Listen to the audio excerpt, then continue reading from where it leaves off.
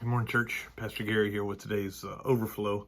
As we're reading through the New Testament this year, 5 minutes a day, 5 days a week. And today I find myself in Acts chapter 21.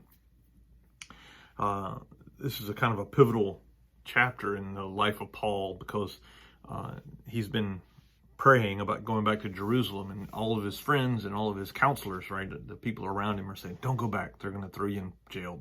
The spirits told me that it's not safe for you to go back. And he says, no, I'm going back. So he does.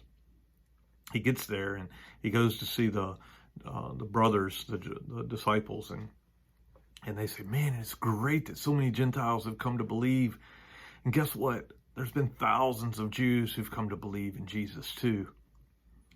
Problem is that they've all been told that you're teaching that against the law, that they don't have to circumcise their kids, and they don't have to go to the temple, and they don't have to do all these things. They're convinced, Paul, that you're blaspheming the law, right? The faith that they've known.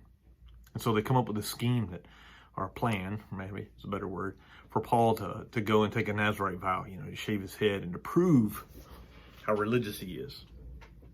Well, that doesn't work. It's funny that the people who are convinced they know your heart, you can't be religious enough for folks like that. And that just tells me that there's really only one person that Paul lived for. That was Jesus. And there's probably only one, that same person is the one we should live for. We don't live to convince people of our spirituality, of our faith, but we live out our faith. Not to make you believe, but I live in such a way that you might believe. There's a fine line.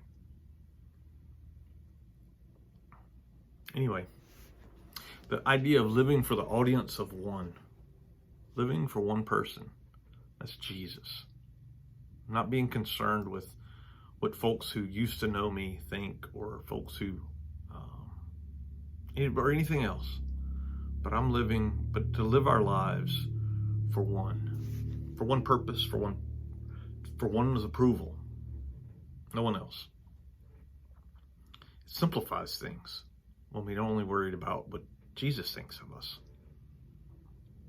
Who do you live for? That's my question today. Who are you living for?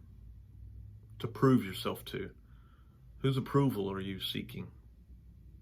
Whose standards are you trying to live up to? If they're not Jesus's, you're wasting time, because he loves you. And so does your Rock Hall Church. God bless you. Have a great day.